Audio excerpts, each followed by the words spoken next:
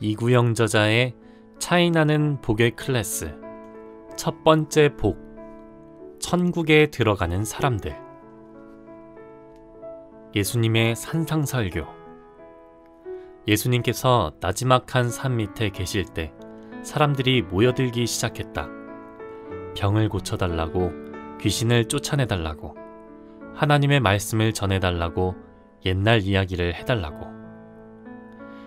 사람들은 점점 더 많아져서 야산 중턱에까지 이르게 되었고, 예수님께서도 산 쪽을 바라보시며 그분의 말씀을 이어가셨다. 그날 그곳에서 전하신 말씀을 마태라는 제자는 마태복음 5, 6, 7장에 걸쳐 기록하였다. 그리고 사람들은 그것을 산상수훈 또는 산상설교라고 이야기한다. 마태복음 5장을 보면 예수님께서는 팔복을 설명해 주시면서 빛과 소금의 사명이 우리들에게도 있음을 말씀하고 계신다. 또한 많은 사람들이 알고 있던 십계명에 대한 다른 해석을 전해주신다. 살인하지 말라, 간음하지 말라, 거짓 맹세하지 말라 라는 말씀을 비롯한 십계명의 항목들에 대하여 새로운 해석을 해주시면서 결국 우리가 사랑하며 살 때 하나님께서 기뻐하심을 강조하셨다. 상황에 구애받지 말고, 내 기분에 좌우되지 말고, 나도 사랑하며 살아야지 하는 강한 의지적 결단이 우리에게 있어야 함을, 또 넉넉한 사랑을 나눌 수 있는 사람이어야 함을 말씀하셨다. 이렇게 마태복음 5장에서 복에 대한 개념과 십계명에 대하여 새로운 가르침을 주신 예수님께서는 6장에서 구제와 기도와 금식에 대해 새로운 해석을 들려주신다. 유대인들이 매우 중요하게 생각하는 이 세 가지 신앙생활에 대해 정확한 가르침을 주신 것이다.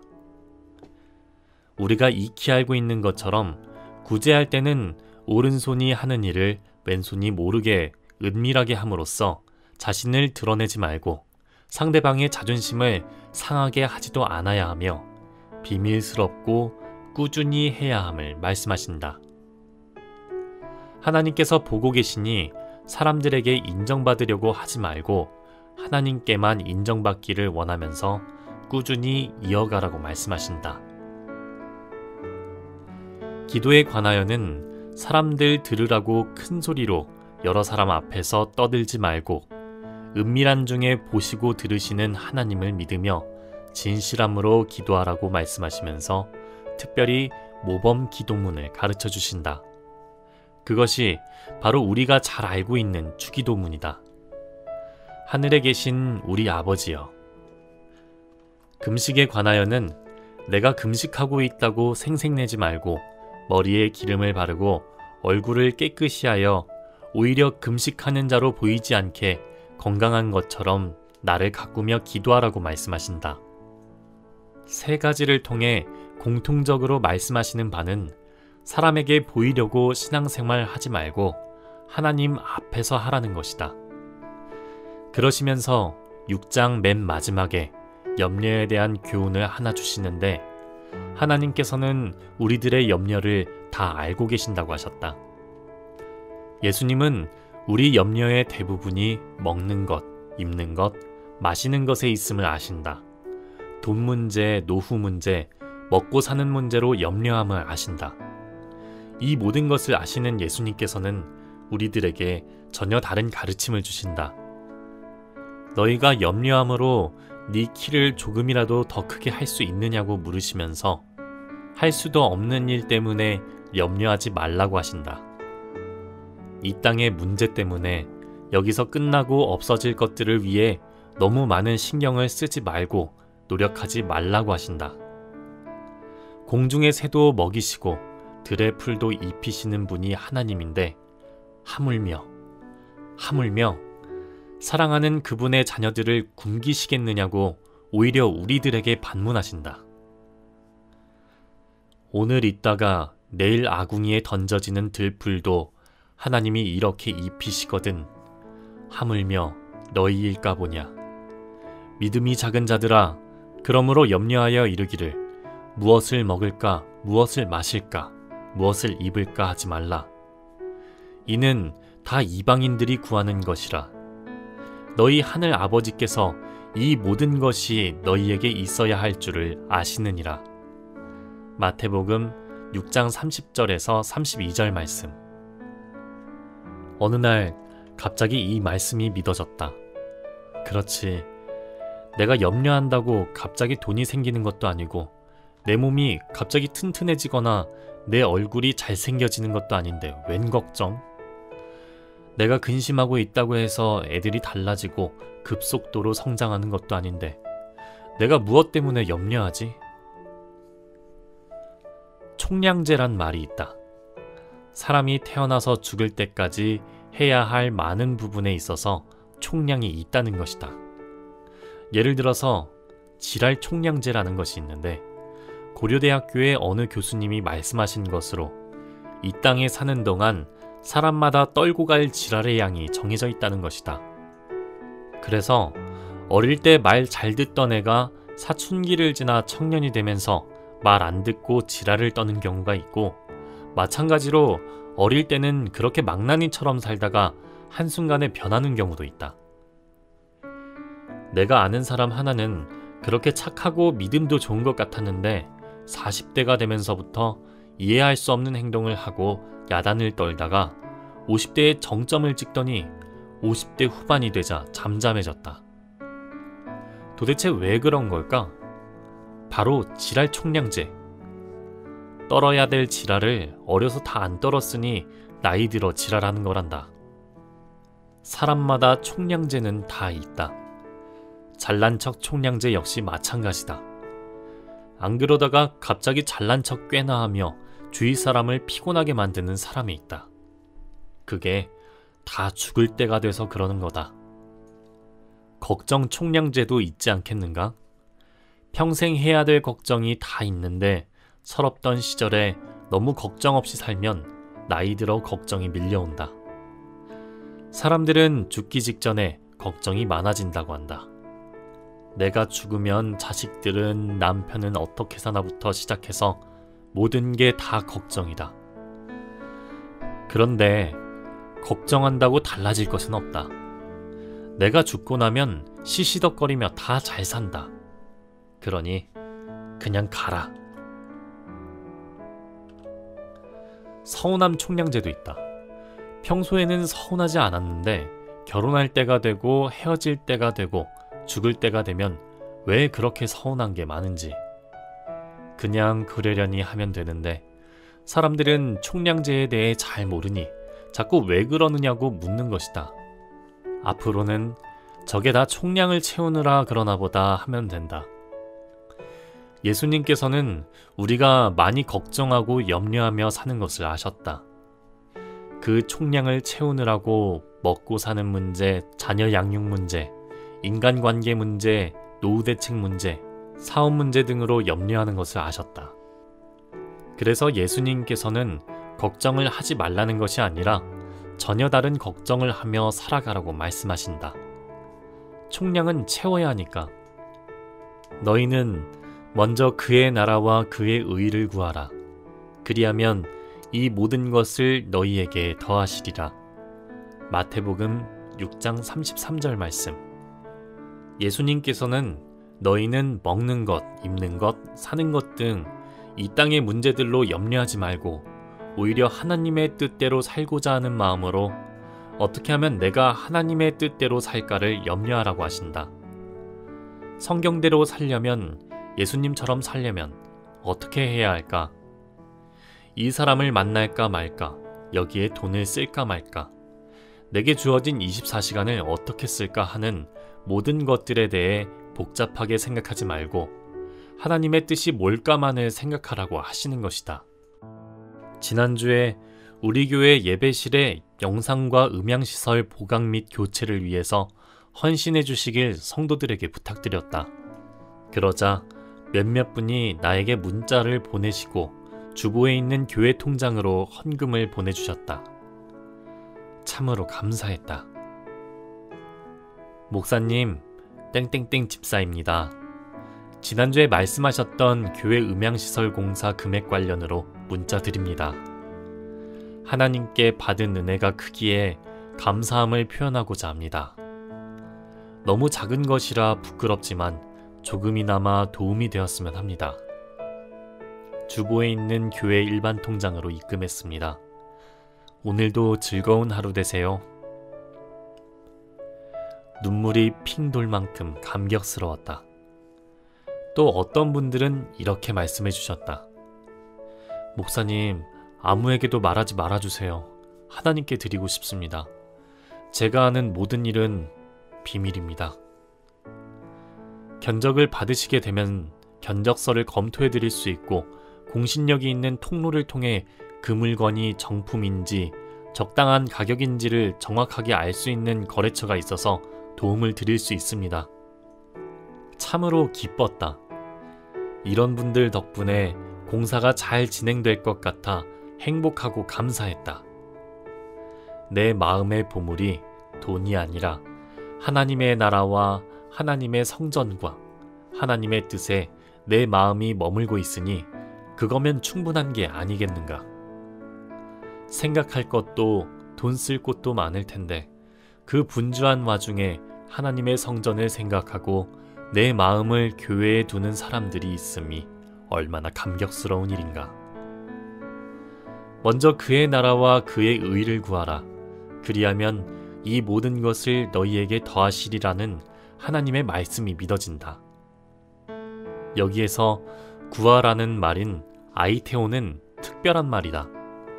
성경 원어적 개념으로는 기도한다는 뜻이요, 목적을 삼는다는 뜻이요, 온 힘을 다 기울여 힘쓴다는 뜻이다. 영어로는 seek, 찾다라고 번역한다. 이는 그의 나라와 그의 의를 구하기 위해 힘쓰라는 것이다. 그리할 때 이 모든 것을 주신다고 약속하신다. 즉, 사는 것, 먹는 것, 입는 것 등 이 모든 것을 주신다는 것이다.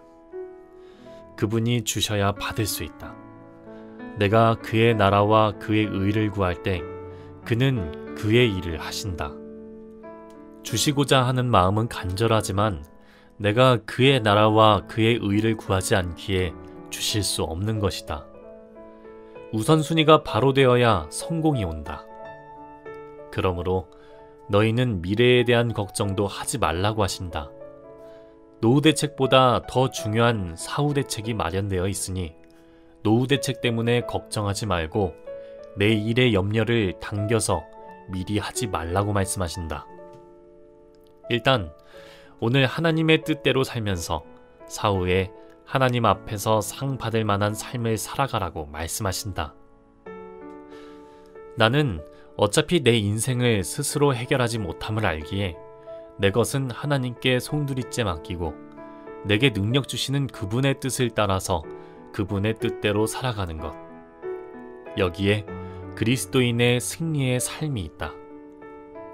나는 가정에서나 회사에서나 교회에서나 공동체 가운데에서 하나님의 뜻을 이루어드리고 하나님께서는 나의 개인적인 문제들을 깔끔하게 해결해 주시고 이게 바로 1+5의 축복이다. 달라고 안 해도 주시고 알아서 미리 해결해 주시는 심령이 가난한 사람. 예수님은 8가지의 복을 말씀하시면서 처음에 육신적인 가난이 아니라 영적 가난에 대해 언급하신다. 영적으로 너무나 줄이고 목말라서 주님께로 나아오지 않고는 견딜 수 없는 사모함이 있는 사람을 주님은 찾으시고 그에게 복 주시기를 원하신다. 여기서 가난이라고 번역된 히라버 프토코스라는 말은 3일에 한 끼 정도만 먹을 정도의 가난을 뜻한다. 이는 고용주에게 100%를 의지했을 때에만 살 수 있는 가난이다.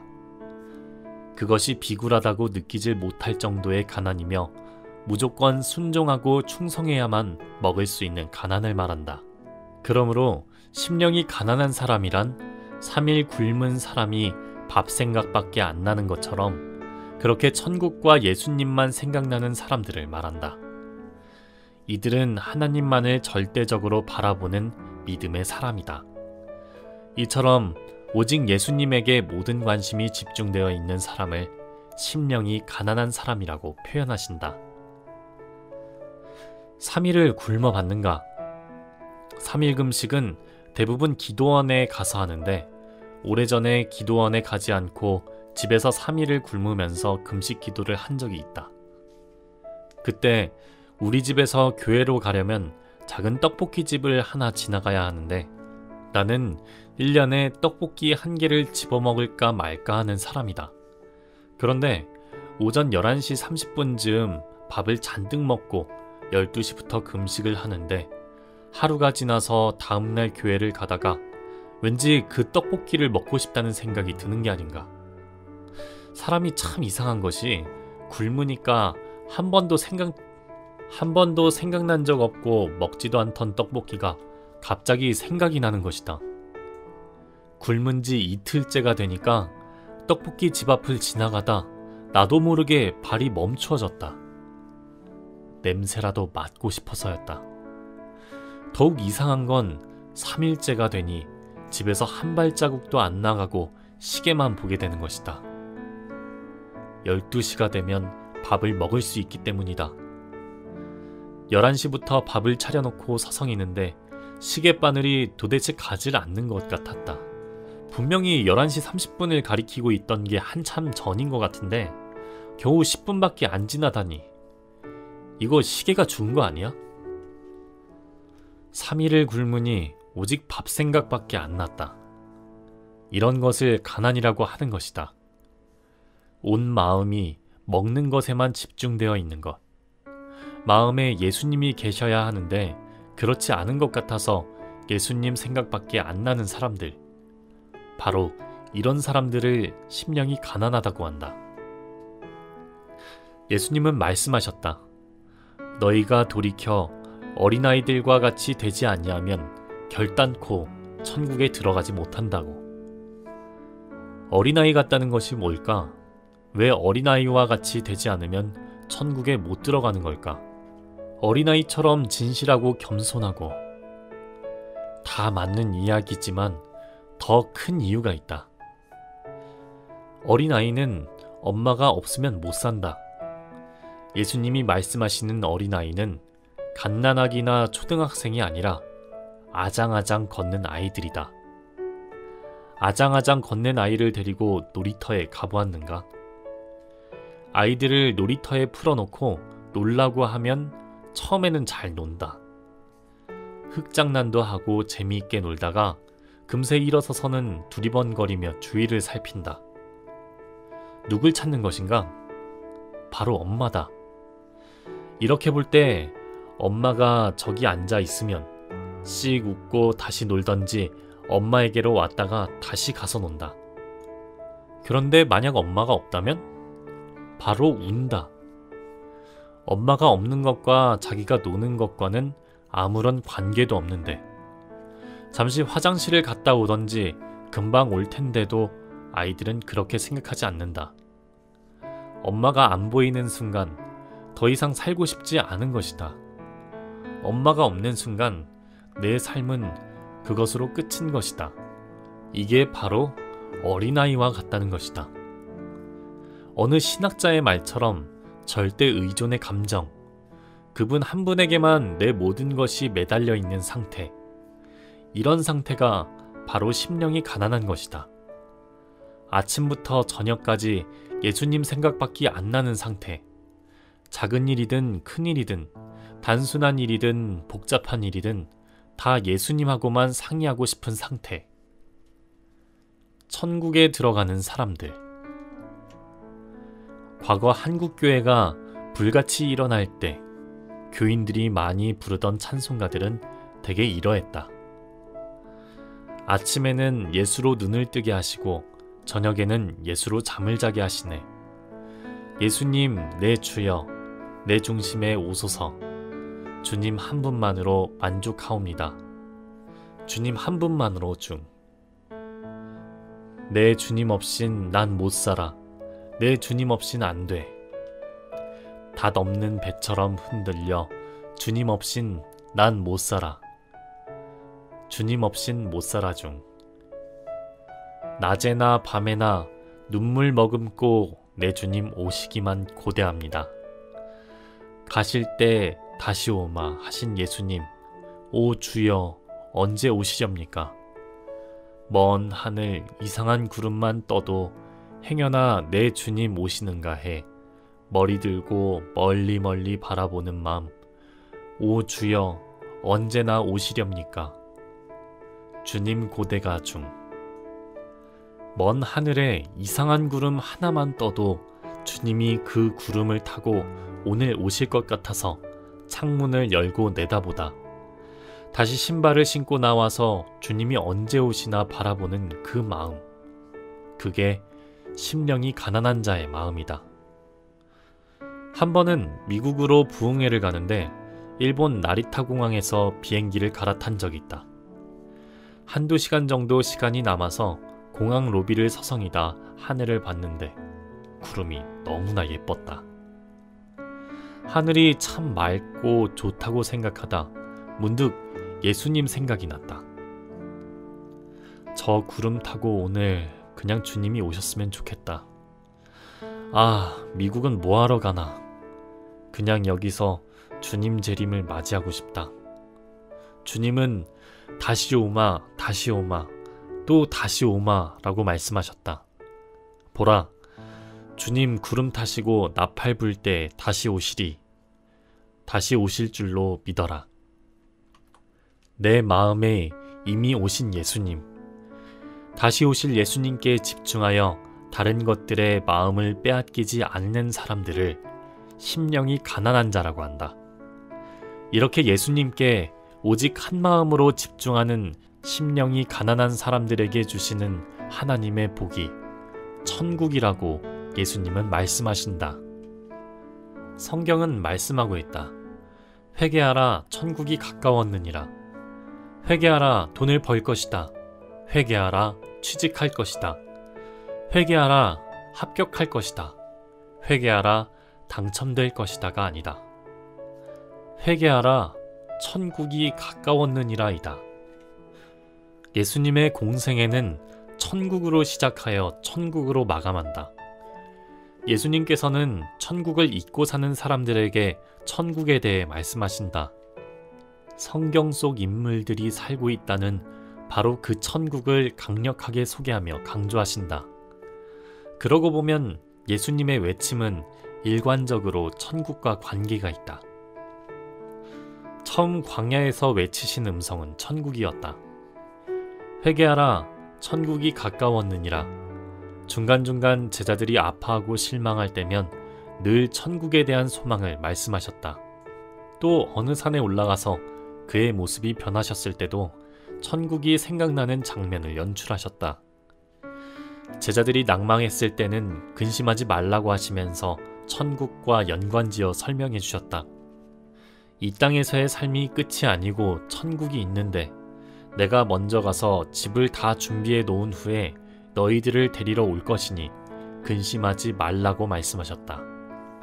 그런가 하면 마지막 운명하시기 전에도 옆에 있는 강도를 향하여 천국에 대한 소망을 주셨다. 이처럼 예수님의 삶은 천국으로 시작하여 천국으로 마친 생애였다. 그럼에도 오늘날 우리는 천국을 잊고 살아간다. 아무나 천국에 가는 줄 안다. 천국이 있다는 확신도 점점 약해져 가고 있으며 혹 있다 해도 착한 사람들이라면 누구나 갈 수 있다는 막연한 생각을 하곤 한다. 천국은 아버지 하나님의 집이다. 오직 그분의 자녀들만이 들어갈 수 있는 곳이다.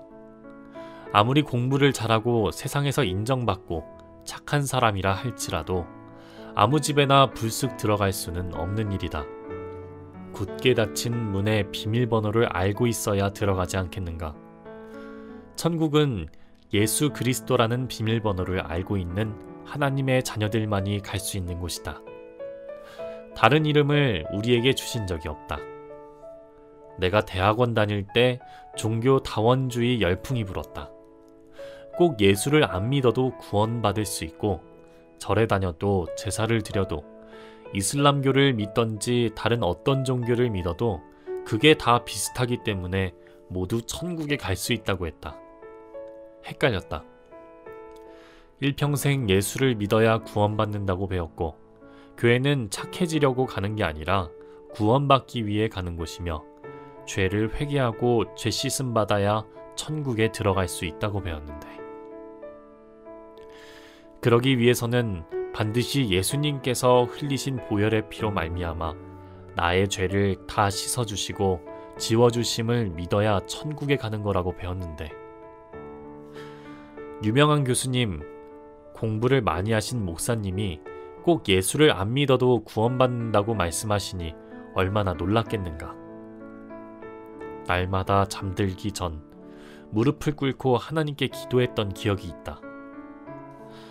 하나님, 이제는 솔직하게 시원하게 대답 좀 해주세요. 교회에 가면 목사님은 예수를 믿어야 천국에 간다고 하고 학교에 가면 어떤 교수님들은 예수를 안 믿어도 구원받을 수 있다고 하는데 어떤 게 진짜인가요? 더 이상 뜸들이지 마시고 말씀해 주세요. 만약 교회를 안 다녀도 구원받고 천국에도 갈 수 있다면 이 즈음에서 교회를 그만 다닐라니까요. 그러니까 이야기 좀 해주세요. 이렇게 매일 기도했다. 어떤 바보가 똑같이 천국에 간다면 교회에 나오겠는가? 절에 앉아있지. 교회는 은근 사람을 귀찮게 하는 곳이다. 헌금해라, 봉사해라, 헌신해라, 안내위원 해라, 성경 공부해라, 제자반과 양육반 해라, 기초 성경 공부반 해라, 주차 봉사자 필요하다, 전도할 사람 필요하다, 선교 헌금 보내야 한다, 새벽 기도에 나와라, 수요 예배도 나와라, 주일 오후 예배도 나와라, 특별 새벽 기도해야 한다 등등. 교회가 사람을 보통 귀찮게 하는 것이 아니다. 그냥 무시하려니 찜찜하고 나가기는 싫고. 그런데 절에 가도 구원받는다니 얼마나 좋은가. 절에서는 4월 초파일 석가탄신일에 맞춰 100만원 내고 등 하나 달아주면 1년 12달 스님들이 목탁을 두드리면서 연불 외워주고 대신 공양도 드려준다는데 얼마나 편하고 좋은가. 같은 조건이라면 절이지 교회는 절대 아니다. 그래서 내가 매일 기도한 것이다. 하나님 솔직하게 말씀해 주세요라고. 내 딴에는 참으로 절박했다. 평생 목사로 살려고 하는데 거짓말이나 하며 살 수는 없었기에 만약 절에 가도 조상신을 섬겨도 구원받는다면 목사가 되어서 뭐라고 설교할 수 있겠는가. 여기까지 힘들게 왜 오셨냐고. 그냥 가까운 절에나 가시라고. 그래 양심적인 것이 아니겠는가. 그래서 매일 무릎 꿇고 절실한 마음으로 기도했다. 그러던 어느 날 새벽 우리 주님이 내 꿈에 나타나셔서 분명하게 딱 한 말씀만 해주시고 떠나셨다. 아직도 생생하다. 내가 곧 길이요 진리요 생명이니 나로 말미암지 않고는 아버지께로 올 자가 없느니라. 예수님만이 천국에 이르는 유일한 길임을 분명히 알려주신 것이다. 참으로 마음의 위로가 되고 확신이 찾아왔다. 정말 행복했다. 내가 맞았구나. 그 교수님이 거짓말 하시는 거구나. 성경을 읽다 보니 이런 말씀도 눈에 들어왔다. 다른 이로서는 구원을 받을 수 없나니 천하 사람 중에 구원을 받을 만한 다른 이름을 우리에게 주신 일이 없음이라 하였더라. 사도행전 4장 12절 말씀. 확실하게 믿어졌다. 그럼 그렇지. 예수님만이 우리를 천국으로 인도하실 수 있는 유일하신 길이요 진리요 생명이지. 내가 맞았구나. 그분만을 따라가야, 그분이 가신 길을 걸어가야 천국에 이른다. 세상이 변하고 모든 것이 다 변해도 변하지 않는 것이 진리다. 예수님만이 구원에 이르는 유일한 길, 바로 그것이 진리다. 예수님만이 우리에게 영원한 생명을 주실 수 있다.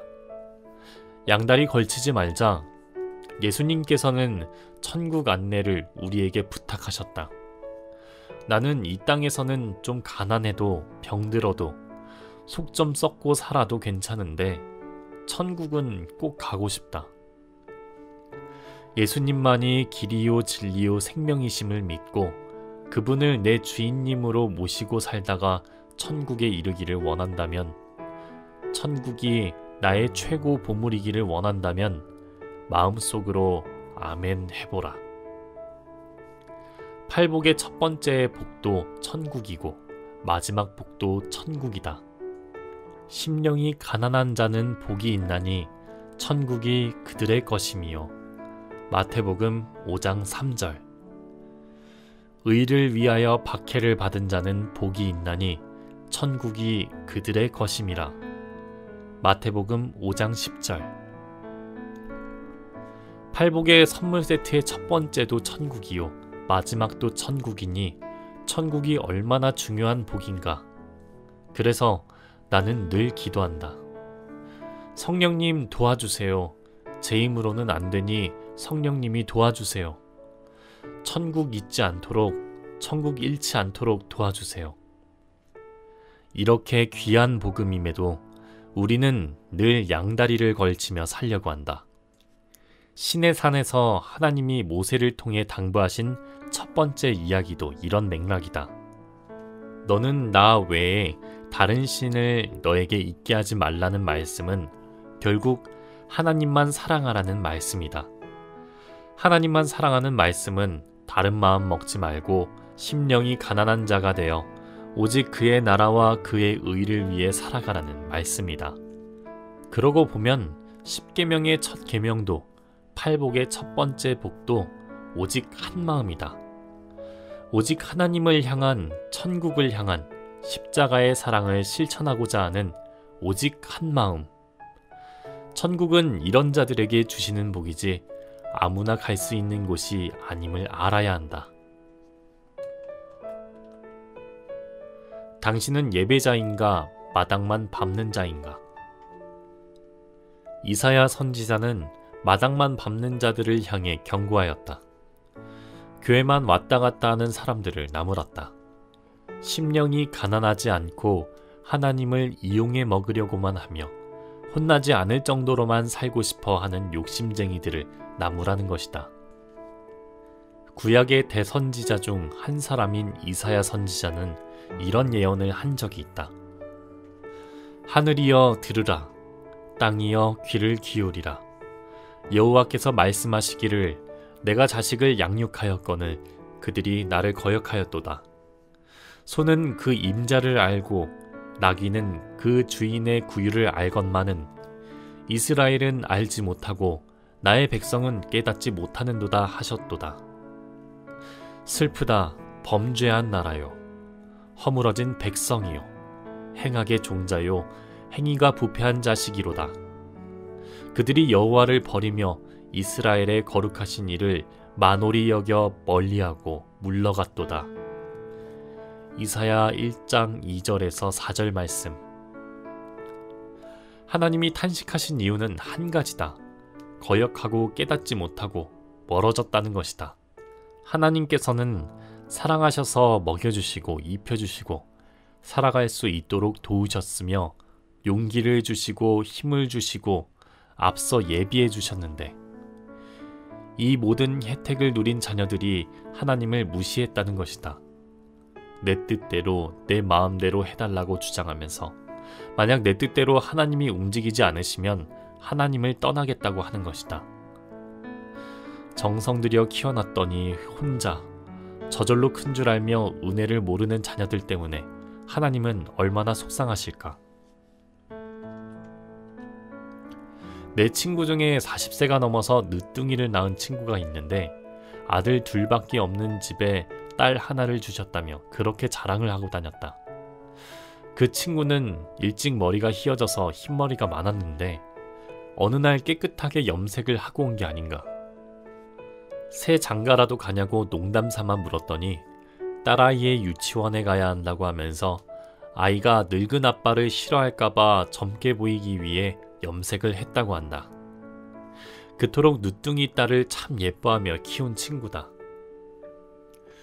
그런데 얼마 전 우리 집에 모임이 있어서 그 친구와 아내와 딸이 함께 왔다. 그 딸에게 너 클수록 아빠 닮아간다고 했더니 내 친구 목사가 하는 말이 절대로 그런 이야기를 하지 말라는 것이다. 아빠를 닮았다고 하면 너무 싫어한다나? 아빠 이야기만 꺼내면 싫다고 짜증을 부린단다. 웬수도 그런 웬수가 없다며 말도 안 듣고 너무 속상하다고. 아빠가 자기를 예뻐하는 줄 아니까 철저히 무시하고 이용해 먹는다고 했다. 친구의 말을 듣고 있는데 문득 하나님의 아픈 마음이 생각났다. 사랑하시는데 자녀들에게 무시당하시는 하나님. 결국 화가 나신 하나님께서는 이렇게 이야기하신다. 너희가 어찌하여 매를 더 맞으려고 패역을 거듭하느냐. 온 머리는 병들었고 온 마음은 피곤하였으며. 이사야 1장 5절 말씀. 너희의 땅은 황폐하였고 너희의 성읍들은 불에 탔고 너희의 토지는 너희 목전에서 이방인에게 삼켜졌으며 이방인에게 파괴됨 같이 황폐하였고.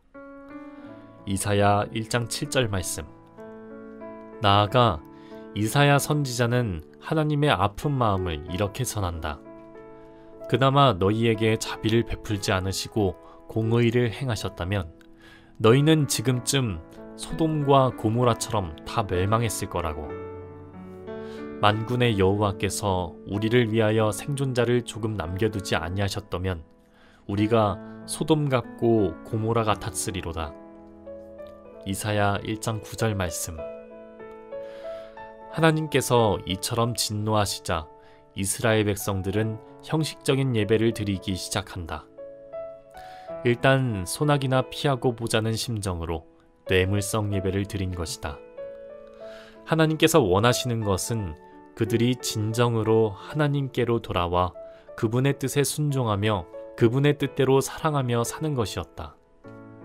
하나님께서는 희생, 헌신, 봉사, 구제, 손해봄, 십자가 등을 말씀하시는데 그들은 여전히 자신의 뜻대로 육체의 정욕과 안목의 정욕과 이생의 자랑 가운데 살면서 그 순간만을 모면하려고 했다. 헛된 예배와 내 욕심을 채우기 위한 예배를 드리면서 또 왠지 믿음을 가지고 싶지는 않고 믿음대로 살고 싶지는 않지만 벌받기는 싫은 그들에게 하나님께서는 더욱 실망하시면서 이렇게 말씀하신다. 너희의 무수한 재물이 내게 무엇이 유익하뇨? 이사야 1장 11절. 헛된 재물을 다시 가져오지 말라. 분향은 내가 가증히 여기는 바요. 월삭과 안식일과 대회로 모이는 것도 그러하니 성회와 아울러 악을 행하는 것을 내가 견디지 못하겠노라. 이사야 1장 13절 말씀. 또한 하나님께서는 하나님을 이용해서 자신의 욕심을 채우려는 거짓 예배자들에게 이렇게 말씀하신다. 너희가 내 앞에 보이러 오는 이것을 누가 너희에게 요구하였느냐? 내 마당만 밟을 뿐이니라. 이사야 1장 12절 말씀. 오래전 이 한 말씀이 나의 예배에 대한 자세를 바꿔놓았다. 그렇다고 내가 지금 바른 예배만을 드리는 것은 아니지만 이 말씀을 기억하려고 한다. 나는 오늘 하나님을 기쁘시게 하는 예배자인가? 아니면 마당만 밟는 자인가? 당신은 예배자인가? 마당만 밟는 자인가? 그렇게 마당만 밟고 다니는 이스라엘 백성들에게 하나님께서는 계속 말씀하셨다. 그들의 범죄는 심판받게 될 것이고 결국 그들은 하나님의 나라에 들어오지 못할 것이라고. 그래서 궁금해졌다. 도대체 이스라엘 백성들이 무슨 죄를 지었기에 하나님께서는 그토록 진노하시며 그들을 내쫓으셨는지 말이다. 사랑의 하나님을 공의의 하나님으로 확 바꿔놓은 그들의 죄목은 무엇일까? 이에 대해 이사야 선지자는 이렇게 말했다. 주께서 주의 백성 야곱 족속을 버리셨음은 그들에게 동방풍속이 가득하며 그들이 블레셋 사람들 같이 점을 치며 이방인과 더불어 손을 잡아 언약하였음이라. 그 땅에는 은금이 가득하고 보화가 무한하며 그 땅에는 마필이 가득하고 병거가 무수하며 그 땅에는 우상도 가득하므로 그들이 자기 손으로 짓고 자기 손가락으로 만든 것을 경배하여 천한 자도 절하며 귀한 자도 굴복하오니 그들을 용서하지 마옵소서. 이사야 2장 6절에서 9절 말씀. 그들은 두 마음을 품었다. 하나님 외에 또 다른 마음을 품은 것이다. 하나님을 섬기면서 우상 숭배를 했다. 예배를 드리면서 점을 치러 다녔다. 또 돈이 되는 일이라면, 은금이 가득하고 보화가 생기는 일이라면, 자산이 늘어나고 말이 늘어나고 병거가 생기는 일이라면 신앙의 양심도 저버렸다. 그들은 이처럼 믿는다 하면서 믿지 않는 사람처럼 살았다. 그래서 하나님께서 진노하셨고 그들을 위해 준비하셨던 천국 문을 닫으셨다. 예수님께서는 말씀하셨다. 천국은 아무나 가는 곳이 아니라 심령이 가난한 자들이 가는 곳이라고. 심령이 가난한 자는 복이 있나니 천국이 그들의 것임이요. 심령이 가난하다는 말은 그런 말이다. 내 모든 관심이 예수님께 집중되어서 다른 것들이 들어올 틈이 없는 상태. 3일 굶은 사람이 밥 생각밖에는 아무 생각도 안 나는 것처럼 그렇게 온 마음과 정성이 하나님께 집중되어 있는 상태. 천국은 아무나 갈 수 있는 나라가 아니다. 하나님의 집, 하나님께서 다스리시는 그분의 나라는 오직 예수 그리스도에게 마음이 집중되어 있는 사람들만이 갈 수 있는 곳임을 기억해야 한다. 나는 늘 이런 말을 하고 다닌다. 양다리 걸치면 죽어. 하나님을 가까이 하라. 그리하면 너희를 가까이 하시리라. 죄인들아 손을 깨끗이 하라.